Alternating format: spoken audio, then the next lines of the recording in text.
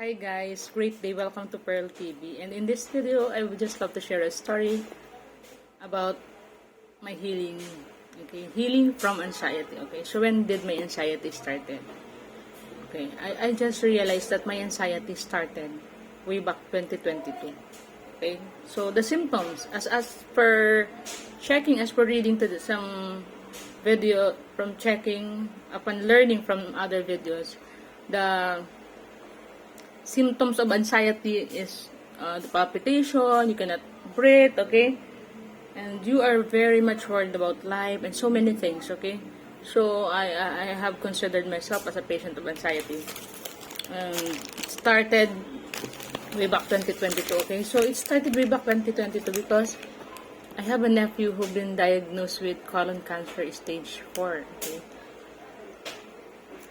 During those times, I'm very much anxious about him and how he can recover from that illness, okay? At the same time, her mother, my sister, solo parent, is struggling financially, okay? And that time, we are in pandemic. We are still in pandemic, diba? Tapos, so, syempre, I love my sister, I love my nephew. Kasi si nephew ko, guys, he's just 17 years old, and time that my sister is conceiving him,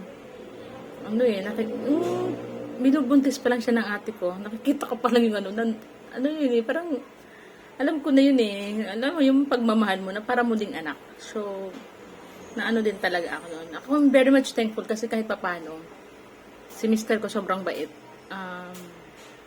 Iniintindi niya ako na may pinagdadaanan akong ganito.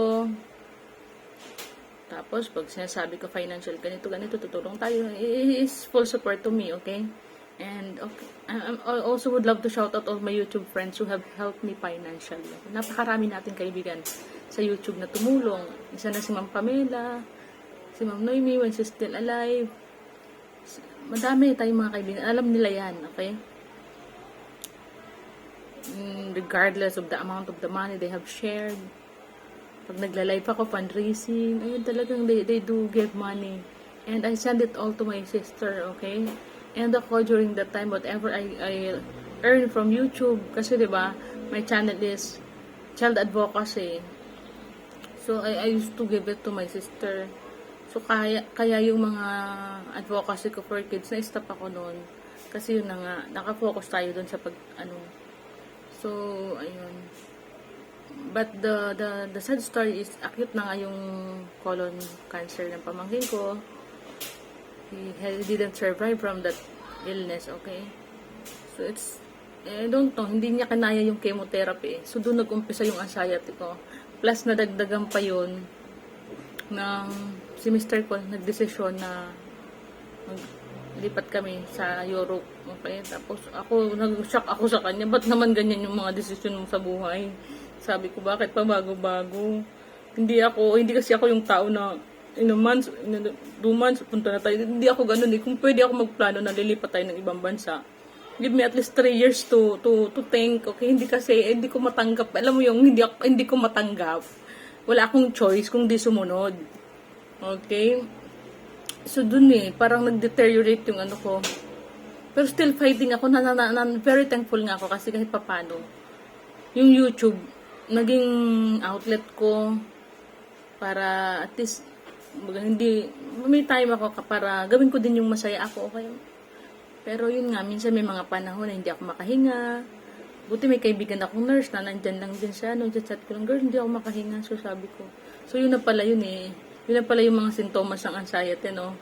Kasi wala naman ako medical problem na Buti may oximeter ako dito. So, pag hihinga ako dun sa labas sa mga halaman ko. So, tapos lately, tapos ito naman, nagbago na naman decision semester ko. Sabi niya, sila na lang ng ate niya ang aalis. Hindi na ako kasama, hindi na kasama si Shasha. It's a relief for me kasi I really don't want to go there. It's a relief for me. But syempre, yung lungkot na inisip mo na mawawalay ka sa asawa mo. Diba? Yung lungkot na kailan kayo muling magkikita. Diba? Yung ganon. Yung lungkot na sino magpe-prepare ng food niya. So, dun talaga yun eh. Pero yun nga. Tapos, nung nakaalis na si Mr. ko, financially, we're struggling talaga, guys. Talaga. We're financially struggling din. Kasi, di ba, kakaalis niya lang. Tapos, ako, mag-isa ako na nag-ano kay Shasha. Tapos, hindi ako sanay sa gawaing bahay. Di ba? Hindi na kayo stagdag pa ng stress ko eh. Ako lahat. Ako na lahat. Kay Shasha pag-asikaso sa gabi. Kasi hindi ako sanay na paggabi ako pa rin yung mag-asikaso eh. Dapat siya, si Mr. ko kasi paggabi nandito na. Pahinga na siya na yung kausap ni Shasha na nandun siya. Ako lahat. Ako kakausap sa bata. So minsan hindi gusto ko. I would love to spend my time alone paggabi na. Gusto ko. Kaso hindi eh. So talaga nandun ako nag-struggle talaga ako guys na dapat kawawa naman yung bata. So ang iniisip ko naman, syempre, we're financially struggling that time na ang daming basta financially struggling kasi si Mr. ko ang daming financial trouble na ang daming niya, basta yun yung naging dahilan niya kung bakit siya ako wala akong maalam doon, isa pa to, wala akong mga alam doon, siya lang nalaman ko lang na ganun, yun pala yung dahilan niya kaya siya nagmamadali. It's a kind of depth, it's kind of, diba? So, fortunately na ano naman namin na settle na after how many years na pagtrabaho niya doon. So, ako din, katulong niya din ako sa tawag nito, paghanap ng financial para makaalis sila. So, it's not a kind of money na konti lang, diba? So, nakatulong si ate ko. So, ako, syempre, nag-iisip ako gabi-gabi. Paano namin mababayaran to? Ako nakapangalan dito, diba?